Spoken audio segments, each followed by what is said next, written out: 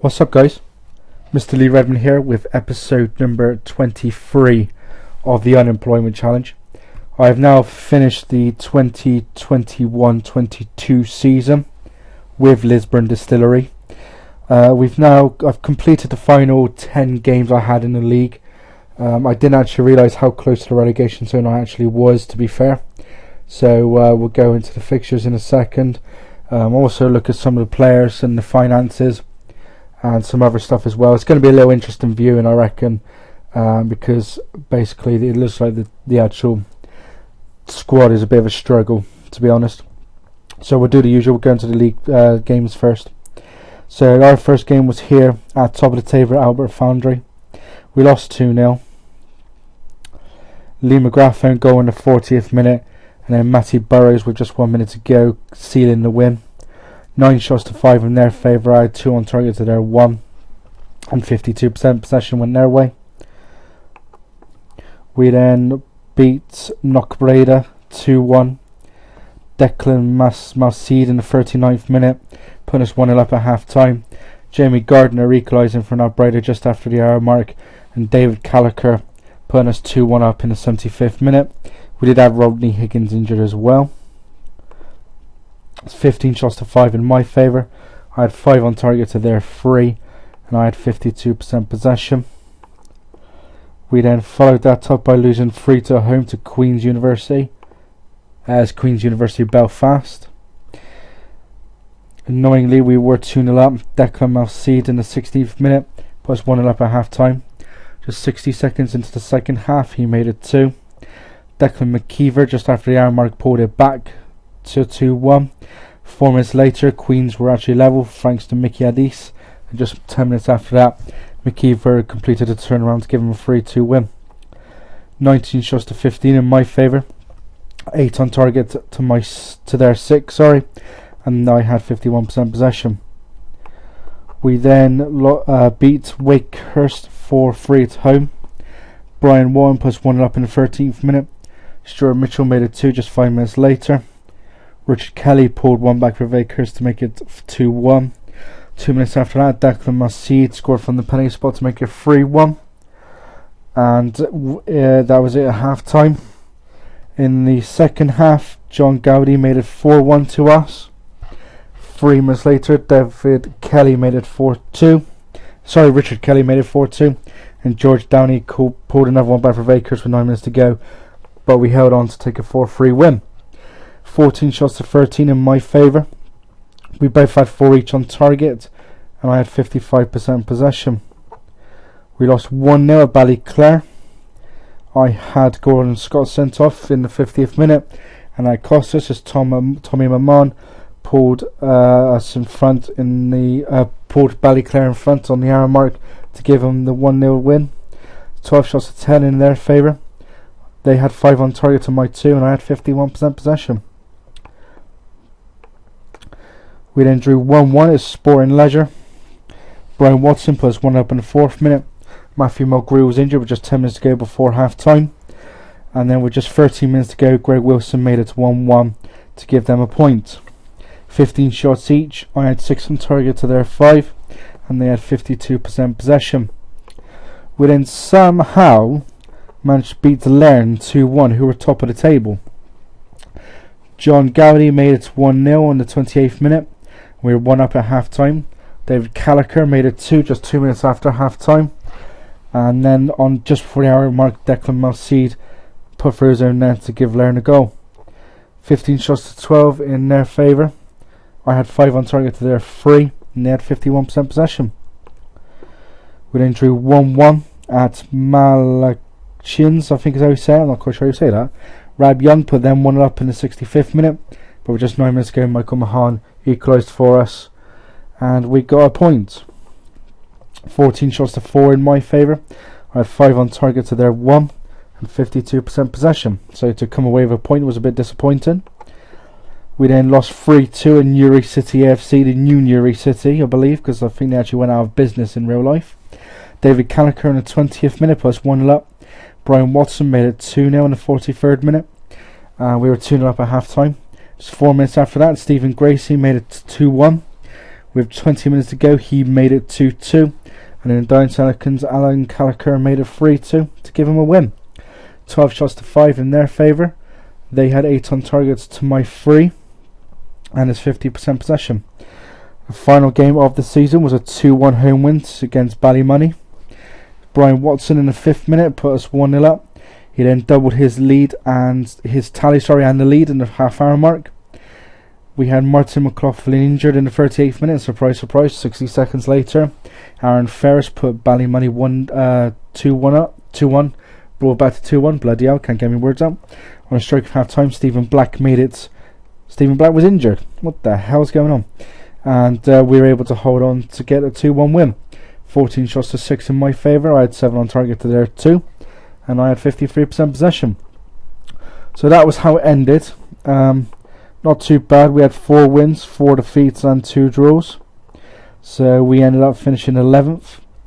5 points clear of Sport and Leisure, who got relegated with Ballymoney. Lairn and Albert Foundry went up. So that's how it ended for us. Let's have a look at some stats. Bugger all there, apart from a shot on target ratio. Brian Watson had 54. That was it. We're going to have a look at our finances because they're not good. It's 280,000 in debt with 340,000 at the end of the season. I think our salary is probably what's causing the problem, even though we've got £327 and that's it. Let's have a look. So we lost 150,000 over the season, and that was total wages and loan repayments and interests. So hopefully we can get rid of the loan repayments. We'd still be losing money, I believe. It won't be too bad, I suppose. It'll be 15,000, so it won't be as bad. Hopefully we can get a bit more money though. As you can see, we do have a bank loan that will be ending in December 2031. Don't quite think I'll be here for that, but that would be nice. So with that in mind, we can have a look at the squad, and as you can see, the majority of my players are youth players. We've also got 5 players in on loan, including what I would expect would be our top goal scorer in Declan Maseed, who got, maybe not, you got 4 from Carrick, and that was it. Most of the others are on contracts. We've got a couple of players out on loan to lower leagues. A couple of under 18s as well, actually, but they're basically the majority of my squad is youth players. We've got, let's do that again, 1, 2, 3, 4, 5, 6 over the age of 23, 8 over the age of 20, the rest are 19. You can show what it's like in the sense that they actually have youth contracts. So I'm going to try and bring in the players that are on contracts to main contracts, hopefully. We might have to bring in quite a few players in the season, but considering the state we are in, I highly doubt that will happen. I think it will just be mainly down to youth players again, I expect. So obviously we've stayed up. My aim obviously would be to get us back to the Premier Division, because we were in the Premier Division in the very first season, I do believe. Just have a quick check on that.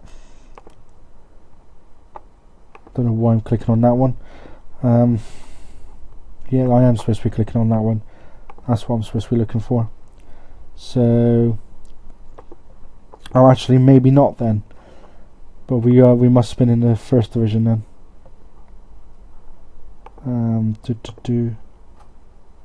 Yeah, 4th. But it's all gone downhill since then. I do believe we may have got promoted one season now.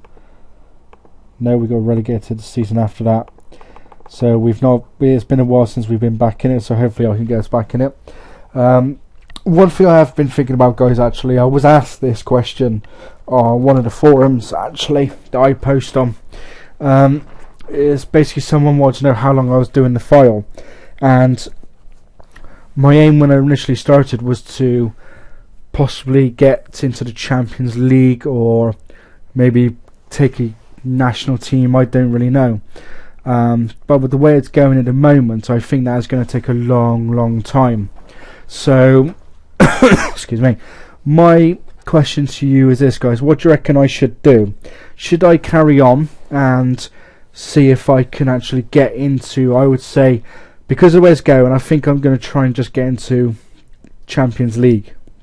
Now, I'm going to say group stage because I could technically do it with Lisburn in a couple of years' time if I get into the top division and obviously win the league and all that. So it sounds like it could be quite easy technically if I go to like Wales or Northern Ireland, something like that, because it's quite low. But it's interesting to see. That's what my aim's going to be from now on, guys, is Champions League group stage. If that's with Lisburn, that's fine. That's one option. The other option, guys, is what I'm thinking of doing possibly is because of the way it's been, I just don't think I'm going to be here very long. I'm going to go to the end of the 2029-2030 season and seeing what goes on from there. So I think if I'm possibly still in the lower regions, I reckon, at the end of 2029-2030 season, then I think I might just stop there and then, but we'll have to wait and see. So that's my two options, guys. I'll do that again so you guys don't get confused. Do I carry on until I get to the Champions League group stage, or do I go to 2029-2030 and stop there depending on where I am? If I'm in the lower divisions of all five, 29-30, I think I might actually stop there and then. But give us some comments, guys, what you reckon on that. That is it for this episode. Leave some likes, leave some comments, subscribe. Would appreciate it. Tune in next time for would it be halfway? I don't think it is halfway. Oh, there's 15, 30. What I'm going to do, guys, actually, is I'm going to do it in blocks of 10 in this division. So tune in for the first third of the season and see how we're going. Until then, guys, as always, take it steady.